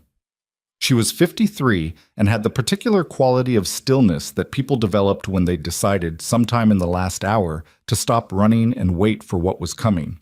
She looked at Emily when they came through the door, not at Wakefield, not at the two agents behind him. She looked at Emily with the focused attention of someone who had wanted to put a face to a name. "You're the nurse," she said. "I am. I've been reading your nursing notes for 2 years." Her voice was flat, not hostile. Exhausted, maybe. "You flag more anomalies than anyone else on that floor. I used to have Lanford review your charts specifically, to see what I'd noticed, to make sure what you'd noticed wasn't going anywhere." She looked down at her keyboard. "For 2 years it didn't." "Vera Aldrich." Wakefield moved into her line of sight. "We need you to step away from the terminal." She stepped away. She didn't reach for anything, didn't make any motion that wasn't cooperative. She picked up the cold coffee and then set it back down. "I want to talk to someone," she said. "Not a lawyer. I want to talk to someone who has the authority to make an agreement." "That's not a conversation that happens at midnight in your office," one of the agents said. "I know." She looked at Emily again. "The senator. Is she going to be all right?" Emily said nothing. "The contraindication in her chart, Lanford didn't fabricate it alone. I told him what to enter." She said it without drama, without apparent emotion, the way someone states a fact they've been holding for long enough that the weight of it has become familiar. "I need you to know that I also have documentation, not to bargain, because those families deserve to know that the people who did this aren't going to claim they only followed instructions." The room was quiet except for the building settling around them and the distant sound of the hospital's shifted electrical load. "Where's the documentation?" Wakefield asked. She reached into the desk drawer slowly, visibly, making every movement readable. She placed a sealed envelope on the desk. "I've been carrying this for 3 months. I kept thinking I'd find a reason not to need it." One of the agents bagged it without opening it. Aldrich looked at Emily. "Slade told us the Palladian metrics required adverse event numbers below a specific threshold. He made it sounded like chart management, like the flags were overcautious and the reclassifications were a correction, not a fabrication." She stopped. "I knew by month 4 that it wasn't. I kept going anyway. That's the part I can't—" She stopped again. Emily didn't fill the silence. She understood the impulse to fill it, and she didn't. "Slade," she said. "Did he know what the reclassifications were doing to real patients?" Slade knew everything. There was no hesitation in it. He knew, and he managed it, and he never used his own name on anything. Slade was still in the conference room on the 2nd floor when they brought Aldrich's envelope down. Emily watched through the glass panel in the door. She wasn't in the room and didn't need to be, but she could see the shift that happened when the envelope was placed on the table in front of his lawyers. The outside counsel picked it up, read the cover note, set it down. They asked for a recess. The agent running the room said no. The agent said something else that Emily couldn't hear, and Slade, sitting across the table in his expensive shirt with his jacket still off, looked at the envelope and then looked away. And in the angle of his jaw and the set of his shoulders, she could see the exact moment a man stops believing there's a version of this where he walks out the way he came in. She moved away from the door. Garrett was in the corridor, leaning against the wall with his arms crossed, which she'd come to recognize as the posture he adopted when things were moving correctly, but at a speed that required patience he was running low on. He looked at her when she came away from the door. "Aldrich gave them 3 months of internal communications," he said, "including a meeting summary from a Palladian Group quarterly review where Slade presented the adverse event numbers as a managed outcome. With slides." "With slides?" "PowerPoint, labeled, distributed to 6 Palladian board members." He shook his head, not in disbelief exactly, but in the particular weariness of someone who'd seen enough of human nature to not be surprised by it and was tired of not being surprised. He presented dead patients as a performance metric. Emily leaned against the opposite wall. The corridor was amber and humming, and the hospital around them was operating on its backup logic. Essential systems, reduced staff, the particular focused quiet of an institution in crisis management. "The families," she said. "Roy Callahan's son called me tonight." "I know. We'll set up a formal notification process. You don't have to be the one to carry that." "I told him I'd tell him everything." She looked at Garrett. I meant it. I know you did. He wasn't dismissing it. He was just being honest about the bureaucracy that would surround what came next, the way well-meaning bureaucracy always did. It'll happen. It just won't happen tonight. She accepted that. She didn't like it, but she accepted it, which was different. Down the corridor, the conference room door opened. The outside counsel came out first. Two of them, in the particular motion of people who had just made a professional calculation, and they walked toward the elevator without looking back. Slade's lawyers. Not Slade. They were leaving without their client, which was a statement that required no translation. A moment later, the lead agent appeared in the doorway. She looked at Garrett and gave him a small nod. Garrett pushed off the wall. Emily watched Marcus Slade come out of the conference room with an agent on each side of him. He wasn't cuffed. Not yet. Not in a hospital corridor. But the quality of the space around him had changed. The way space changed around people when it stopped belonging to them. He was still wearing his expensive shirt and his lanyard, and he had the face of a man who'd spent 20 years being the person who controlled the room and was now in a room he could not control. He saw her. He stopped walking for exactly one step, which was the one step the agents allowed before they moved him forward again. She didn't say anything. She'd said what she had to say in this corridor already, and there was nothing she needed from him now. She just looked at him, which was enough, because the looking said everything the words would have said, and it cost her nothing. He looked away first. She watched them take him toward the elevator. She watched the doors close. She stood in the corridor with the amber backup lighting and the sound of the hospital doing its essential work, and she felt something shift in her chest that was not satisfaction exactly. It was too complicated for that, too mixed with the faces she'd never met and the names in the files she'd spent 2 days building a case around. It was more like a door closing, the right door, finally, closing. Her phone buzzed. Tomas. She answered. I saw them bring someone out through the lobby, he said. He was whispering, which meant he was still somewhere in the building, which surprised her. In a suit, was that? Yes? A silence. Oh. Then, is it over? She thought about Lanford in the government vehicle, about Aldrich upstairs being processed, about the drive with 43 files and the envelope with 3 months of communications and the batch operation that hadn't executed and the records that were still intact on the 4th floor. Not over, she said, but the part that was in this building tonight is mostly done. Are you okay? She considered the question seriously, which it deserved. I'm functional, she said. That's the honest answer. Okay? A pause. Emily, for what it's worth, I should have said something sooner. When I saw the chart flags, when I watched them escort you out, I should have...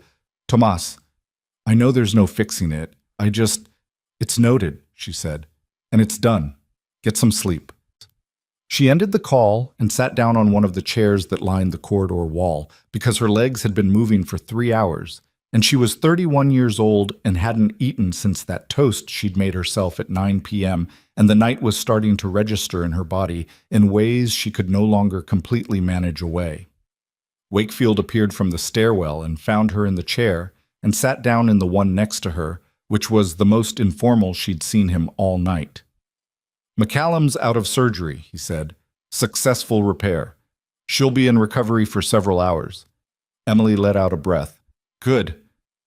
She's going to want to talk to someone, when she's capable, someone who can explain what happened in this hospital before she arrived. He looked at her sideways. Not tonight. Not tonight, she agreed. They sat for a moment. It was almost 1 a.m. The corridor hummed. Somewhere below them, the main power grid came back online in sections. She could hear it in the way the building's sound profile changed, the full electrical hum returning, the overhead lights clicking back to life one section at a time. The facilities man, she said, the one who cut the power. Building security picked him up in the east corridor 15 minutes ago. He made it to the service door and found it locked from inside. Wakefield's voice carried nothing extra. Which it was, because you came in that way. She hadn't thought about that. She'd propped nothing, changed nothing. The door had closed and sealed behind her when she'd entered, and she hadn't considered it again. But the lock had worked in her favor and against his. which was the kind of small material fact that changed outcomes. "He worked for Palladian?" she asked. "We think so. He was hired through a staffing agency that Palladian funds. We're pulling the thread now." He paused. "He's the one who sent the text." She looked at him. "He's the one who told us about the drive?" "Appears so. We think he copied the drive before handing it to Lanford, kept a copy himself, and when he realized tonight was going the wrong direction, he calculated that giving us the information about the original copy was the least bad option for his own situation. So Lanford copying those files created a record that the facilities man copied his insurance, and the facilities man's insurance became our evidence when he tried to cover his own exposure." "Yes." "They kept records of each other." "People always do."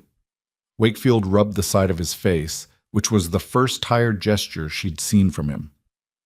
"It's the thing about these operations.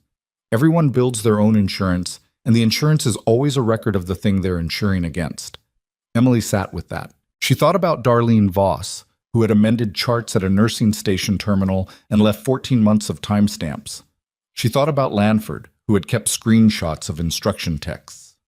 She thought about Aldrich, who had carried a sealed envelope for 3 months, waiting for a reason not to need it. She thought about Slade, who had made a PowerPoint. She thought about Roy Callahan, who had written down 3 concerns before his surgery. The wrong people had kept the wrong records, and Roy Callahan had kept the right ones, and it hadn't saved him. But it was part of the reason the people who hadn't saved him were now in federal custody in a hospital corridor in Silver Harbor at 1 in the morning. "I want a copy of Roy Callahan's flagged concerns," she said. "The original 3, whatever we recovered. They're in the files from Lanford's drive. The originals were in his records, cleared but not deleted, because deletion would have created an absence that was harder to explain than a cleared flag." Wakefield looked at her. "We have them. Danny Callahan needs to see them. He will." She nodded. She sat in the corridor for another moment, and then she stood, because sitting was starting to feel like something she couldn't afford to get too comfortable with. She was going to need to give another formal statement. She was going to need to talk to the Federal Review Board. She was going to need a lawyer and a plan for the data theft case that was now presumably evaporating, but presumably and legally were different things. There was a lot of process between here and anything resembling finished. But Wakefield's team had the records. Aldrich's envelope was in an evidence bag. Lanford's drive had 43 files. The batch suppression operation had not executed. Slade was in federal custody and his lawyers had walked. She picked up her jacket from the chair where she'd set it. The USB drive was still in the pocket. She closed her fingers around it for a moment and then let go. "I need coffee," she said. "There's a machine on the first floor that's running on backup power. Does it make anything resembling actual coffee?" "It makes something hot and brown." "That's enough," she said, and they walked toward the elevator together, and the overhead lights were coming back on in sections around them, and the building was returning to itself. And in the server room on the 4th floor, the records that hadn't been deleted sat exactly where they needed to be, intact and time-stamped, and waiting for the process that would give them their full weight. She was almost to the elevator when Garrett appeared at the end of the corridor, moving with a specific kind of purpose that she'd learned in the past 48 hours to read correctly. "We have a problem," he said. She stopped. "What kind?" "The Palladian board members that Slade presented to, the 6 who received that meeting summary." He stopped in front of her. His face had the quality of someone delivering something he'd rather not deliver. "2 of them are federal officials. 1 is a current member of the Senate Appropriations Committee, and 1 is a deputy director at the Department of Health and Human Services." The corridor was fully lit now, clear and bright and showing everything. "They were in the room when he presented dead patients as a performance metric," Emily said. "They signed the meeting summary. Their names are in the document." She looked at him. "Then this isn't a hospital case anymore." "It hasn't been a hospital case for about 3 hours," Garrett said. "But now we have the names to prove it, and the people whose names those are have enough authority to make the next step of this significantly more complicated than tonight." She thought about the process she'd described to herself a moment ago. The Federal Review Board, the statements, the timeline. She thought about how it had felt like something that would be long and slow and institutional. She thought about 2 federal officials who had been in a room where a PowerPoint explained 8 deaths as managed outcomes, and who had signed a summary confirming they'd received the information, and who were somewhere right now. Not in this hospital, not in federal custody, but somewhere, calculating exactly how much they could make disappear before the morning. "Where's the document now?" she asked. "Evidence bag, secure." He looked at her steadily. "But Emily, the agency that would normally receive this kind of referral is the same agency that the deputy director works for." She stood in the lit corridor of Northgate Medical Center at 1:17 in the morning and understood exactly what he was telling her. The evidence was secure. The chain of custody was intact, and the next link in the institutional chain that should receive it had a reason to not want to receive it. "Who else knows?" she asked. "On our side, 3 people including you and me." He paused. "And Wakefield." She looked toward the elevator where Wakefield had stopped walking when Garrett appeared. He was listening, and he already knew. She could tell that from his face. "Then we need to decide," she said, "who we trust with it next." The 3 of them stood in the corridor, and the hospital hummed around them, and outside the harbor lights were still on. And the city was doing what cities did at this hour. Moving, breathing, not knowing what had happened in one of its buildings tonight, and not knowing what was about to happen to 2 names on a signed document that was sitting in an evidence bag and could not be unseen by anyone who had looked at it. Her phone buzzed one last time. An email. Unknown sender, no subject line, sent to the personal address she'd used for exactly 2 things in the past week. Backing up the documentation she'd built from Lanford's files and forwarding the package to Garrett's secure address. The email contained a single attachment. She opened it. It was a photograph. A scanned document, handwritten, dated 3 months ago. The handwriting was careful and deliberate, the kind of handwriting people used when they were writing something they wanted to be perfectly legible. It was a letter, addressed to the office of the Inspector General, signed at the bottom by Vera Aldrich, but it had never been sent. Until now. And the last line of the letter read, "If you are reading this and no action has been taken, the reason is that the 2 individuals named on page 3 have ensured it. Their names are..." The attachment cut off. Page 3 didn't load. Emily looked at Garrett. She looked at Wakefield. She turned the phone to show them the screen, and she watched their faces, and she said nothing, because there was nothing to say yet. Someone had sent this. Someone who had access to a letter that Aldrich had written 3 months ago and never sent. Who had sent it tonight to an address that had only been used twice in the past week, both times by Emily.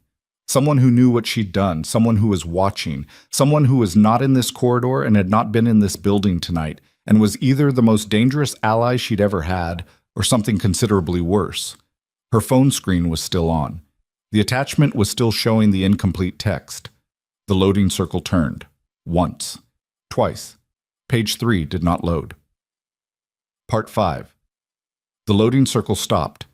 Then the attachment refreshed, and page 3 appeared. 2 names. She read them once and then a second time, because the first time felt like something her eyes had manufactured. The second time confirmed they were real. She didn't say them aloud. She turned the phone so Wakefield could read it, and she watched the particular stillness that moved through him. Not surprised, because men like Wakefield had spent careers learning to absorb bad information without broadcasting it, but something adjacent to a reckoning, the kind of stillness that preceded significant action. Garrett read it over Wakefield's shoulder.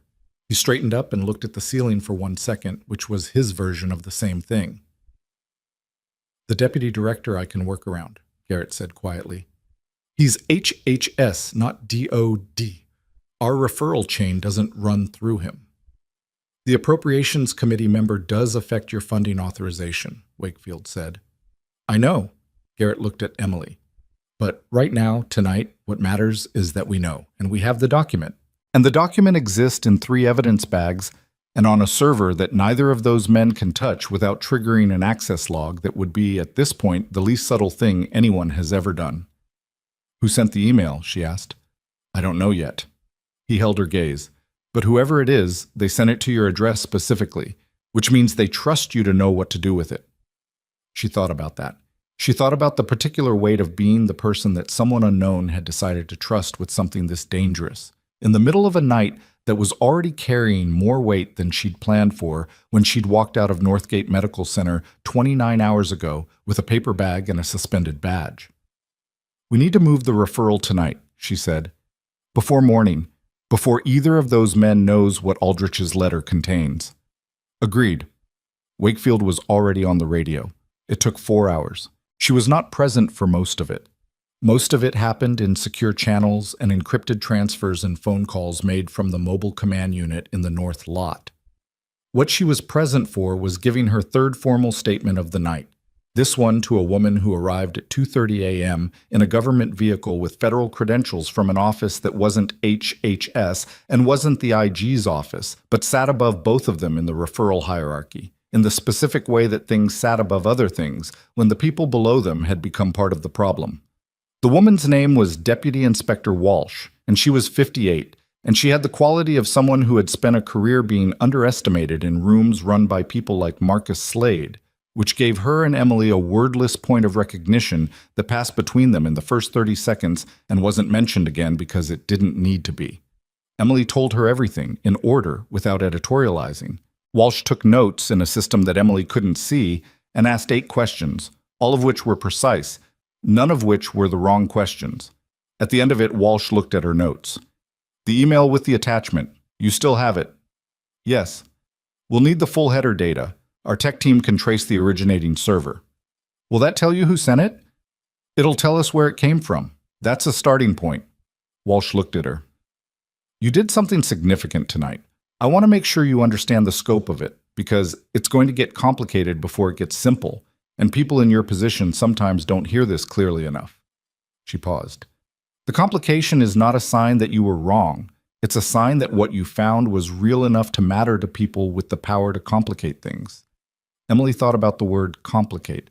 It was a polite word for a process that was going to involve federal hearings and licensing board reviews and depositions, and probably 18 months of her life being examined by people whose job was to find every version of the story that made her look like less than what she was. "I know," she said. Walsh nodded. She closed her notes. "Get some rest." Emily left Northgate Medical Center at 4:47 in the morning through the main entrance, which she'd been escorted out of 40 hours ago through the side. She wasn't sure if she'd planned it that way. Probably not. She wasn't the kind of person who planned symbolic gestures, but she walked through the main doors and across the lobby and out into the early morning air of Silver Harbor, which smelled like salt and the industrial residue of a harbor district not quite awake yet. And she stood on the sidewalk for a moment and let the cold hit her face. Her car was in the parking structure. She walked to it. She drove home. She slept for 6 hours without moving, which was the most thorough sleep she'd had in a week. The weeks that followed were not clean. She had known they wouldn't be, and knowing hadn't fully prepared her for the specific texture of the uncleanliness, the licensing board process that ran parallel to the federal investigation, the data theft case that Northgate's counsel tried to sustain for 3 weeks before the evidentiary reality made it untenable, and they withdrew it without comment. The deposition process that required her to sit in rooms with lawyers and repeat herself with precision while they looked for inconsistencies, she hadn't left them. She got a lawyer named Patricia Arroyo, who was 61 and had spent 30 years doing exactly this kind of work, and who had the particular quality of someone who had stopped being impressed by institutional authority around 1998 and hadn't looked back. Arroyo looked at the full case file on their first meeting and said, "They're going to try to make this about your judgment. We're going to make it about their records." She was right. That was exactly what happened, and that framing was exactly what won. The data theft case was officially dismissed on a Tuesday morning in a 1-paragraph notice. Emily read the paragraph twice and then called Arroyo, who said, "I know," before Emily said anything because Arroyo had gotten the same notice 20 minutes earlier. There was a brief silence on the phone that was the closest thing to celebration that either of them permitted themselves, because the licensing board process was still running and celebration was something that waited for finished. The licensing board cleared her 6 weeks after that. Fully. No conditions, no monitoring period, no language in the finding that left room for a future challenge. The panel chair read the determination in a room that contained Emily, Arroyo, a board recorder, and no one from Northgate, because by the time the determination was read, the people who would have been there to contest it were otherwise occupied. Marcus Slade had been indicted on 11 counts, including fraud, obstruction of a federal investigation, and criminal negligence resulting in death. He entered a not guilty plea in a federal courtroom that was covered by 3 local news stations and 2 national outlets. He was released on bail and spent the next 8 months in a process that ground him down in the specific way that federal criminal proceedings ground people down. Not dramatic, not quick, just relentless and thorough and public. His conviction, when it came, included 9 of the 11 counts. His sentencing hearing was a full-day proceeding in which the families of 6 of the 8 patients were present. Roy Callahan's son, Danny, read a statement that was 4 minutes long and that Emily had not been asked to review in advance, though he had sent her a text the night before that said simply, "I wrote it myself. You told me I could." She had told him that. She'd told him everything, as promised, in a meeting 3 weeks after the night at the hospital. Her, Danny Callahan, and a victim services coordinator from the federal investigation. It had been the hardest conversation of the entire process, harder than any deposition, harder than the licensing board. Danny was 28 and looked like someone who had been carrying something too heavy for too long and hadn't yet learned to put it down. She didn't tell him the clinical details in a way that was clinical. She told him what his father had done, the care he'd taken, the things he'd written down, the fact that Roy Callahan had tried, specifically and clearly, to protect himself, and that the protection had been deliberately removed from his record. "He did everything right," Danny said. "He did everything you were supposed to do." "He did," she said, "and it should have worked. The fact that it didn't isn't on him." Danny sat with that for a long time. She let him. Doctor. Preston Hale lost his surgical privileges pending review of his operative records, which the federal investigation had prompted the state medical board to examine. The review found a pattern of complication documentation that the board's investigation panel described as inconsistent with clinical reality. His license was suspended for 18 months and reinstated with conditions that functionally ended his career as a surgeon.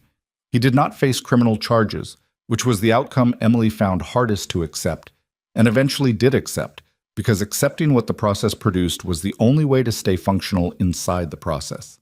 Lanford pled guilty to falsification of medical records and obstruction. He cooperated.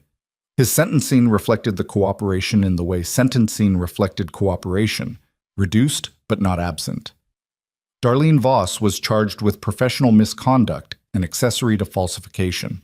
She received a reduced charge in exchange for testimony, and her nursing license was revoked permanently.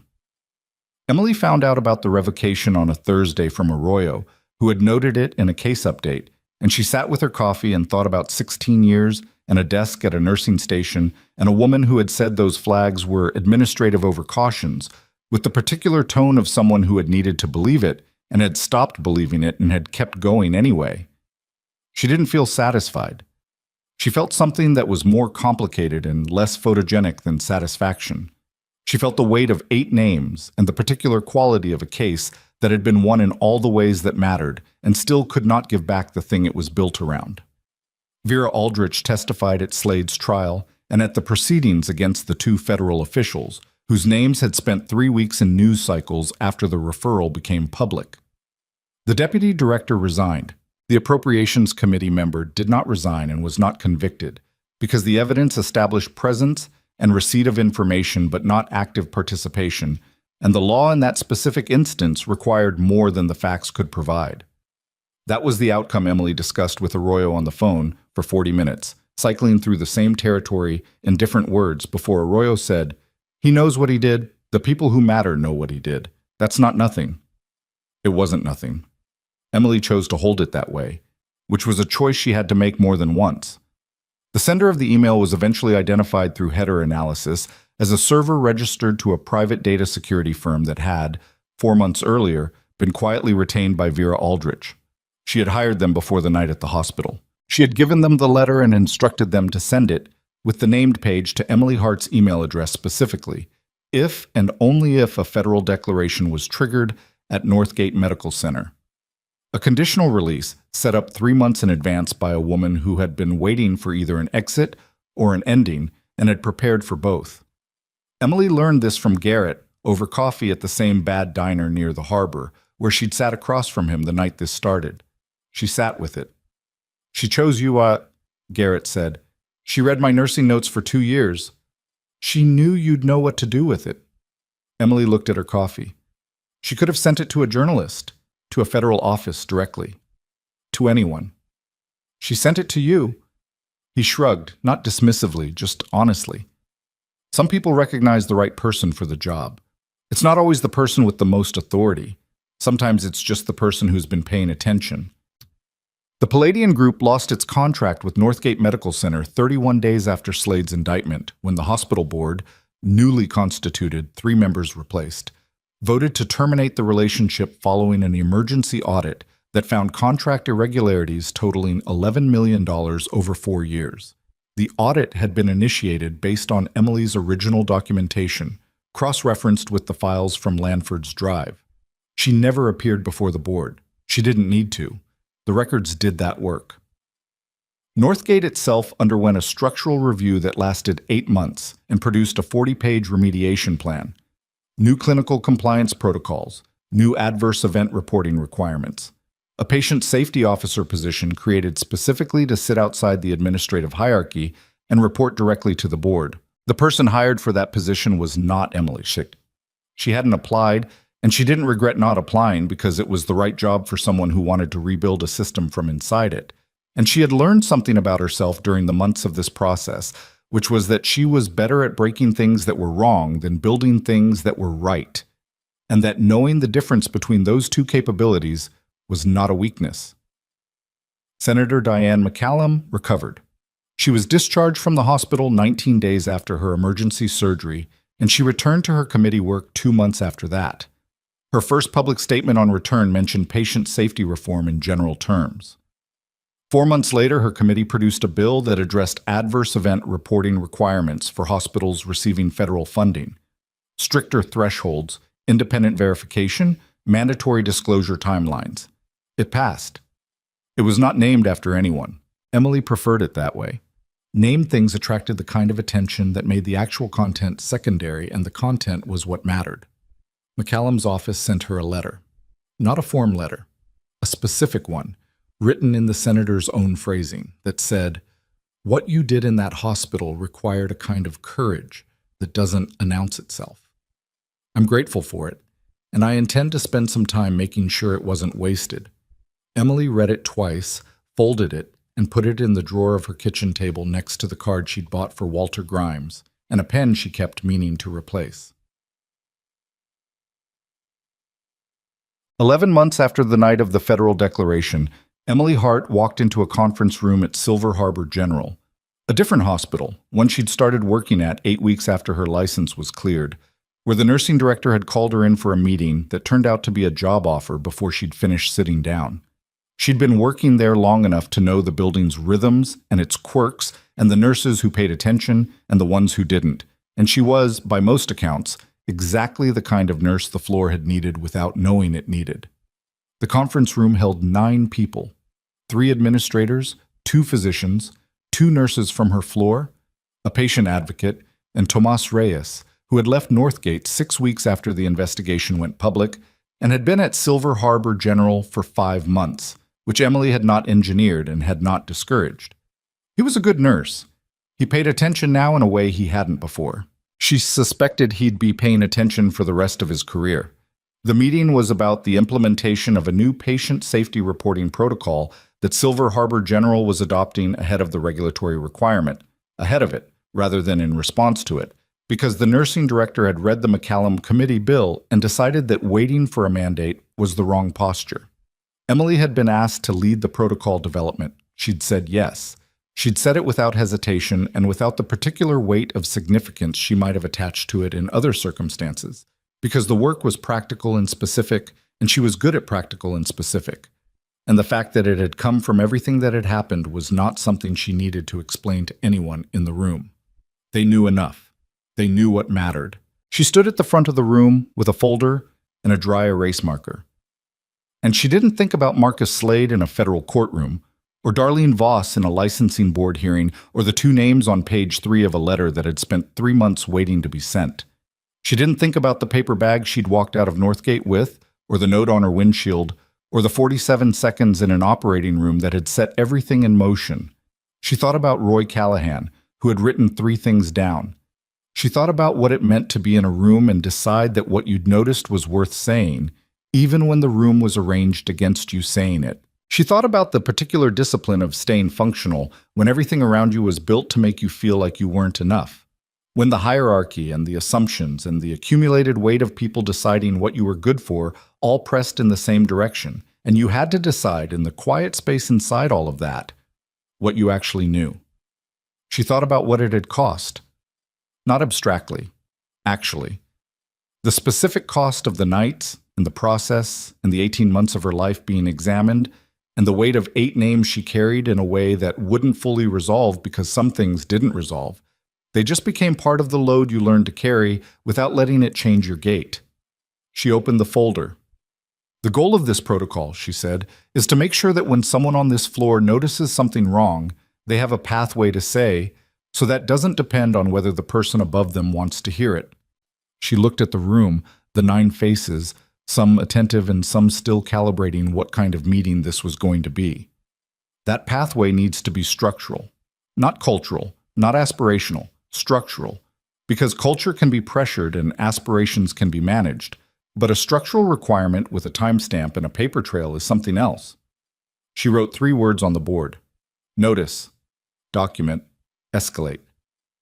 Every nurse in this hospital is going to learn these steps and what they mean procedurally, not as a suggestion, as a standard. She turned back to the room. And the second part of this protocol, the part that matters as much as the first, is that no one who uses this pathway faces professional consequences for using it. That protection is explicit. It's in writing. It covers everyone from the newest hire to the charge nurses. She paused. Because a reporting system that people are afraid to use isn't a reporting system. It's decoration. Tomas was taking notes. The patient advocate was nodding. One of the physicians, older, the kind who had seen enough iterations of institutional change to have default skepticism about all of them, had his arms crossed but was listening, which was its own kind of progress.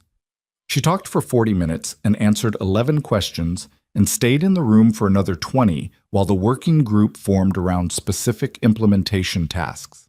When it was over, she walked down the hall to the nursing station and checked on a patient whose post-op pain levels she'd been watching since morning, and the numbers were where they should be, and she documented them, and she moved on to the next thing. The harbor was visible from the window at the end of the corridor, the same harbor it had always been, the same city, the same light off the water at this hour. Silver Harbor.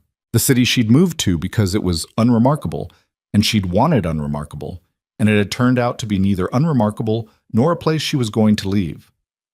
She thought about what Wakefield had said in the corridor 11 months ago. I should have found you sooner. She thought about what she'd said back. We'll talk about that later. They'd had that conversation. It had been neither comfortable nor finished, the way real conversations about real things never fully finished. They talked about the years she'd spent building a life that didn't announce itself, and about whether that had been a way of resting or a way of hiding, and she'd said she wasn't sure it was possible to fully know the difference from inside it. He'd said that was probably true. They'd left it there. She wasn't hiding now. She didn't know exactly what she was doing instead. Not the clean word for it, not the version that fit in a sentence. She was working. She was building something with structure and timestamps and explicit protections for people who noticed wrong things and said so. She was doing it in a building that hadn't broken her and working with people who were still learning to trust that the work mattered. She was 32 years old. She was not the person she'd been when she walked into Northgate Medical Center for the first time. And she was not entirely different from her either. She still moved like someone trained for worse rooms. She still noticed the things other people walked past. She still preferred to say the hard thing plainly, rather than wrap it in language designed to make the recipient comfortable. She was not soft about what had happened. She didn't think she was supposed to be. 8 people had died, and the process that was supposed to protect them had been built to benefit from their deaths. And that was a fact she was going to carry into every room she walked into for the rest of her career, not as grief performance, but as fuel. The specific kind of fuel that came from knowing exactly what the cost of silence was and deciding, without drama, that you were not going to be quiet. The thing they'd never understood about her, Slade, Darlene, Hale, all of them, was that she hadn't been quiet because she didn't know. She'd been quiet because she was building. And there was a difference between a person who doesn't speak and a person who is choosing when. She turned away from the window. Down the corridor, a monitor alarmed. Not urgently, just the persistent tone of a reading that needed a check. She recognized the room number. She was already moving toward it, unhurried and precise, the way she moved toward every room that needed her. The hallway was bright. The work was specific. The next thing was the next thing. And after that, there would be another, and she would be there for all of them. Not because the past had made her fearless, it hadn't, and she wouldn't have trusted herself if it had, but because she had learned the difference between fear that stopped you and fear that you carried alongside everything else, and she had made her choice about which kind she was going to have. She pushed through the door. She got to work.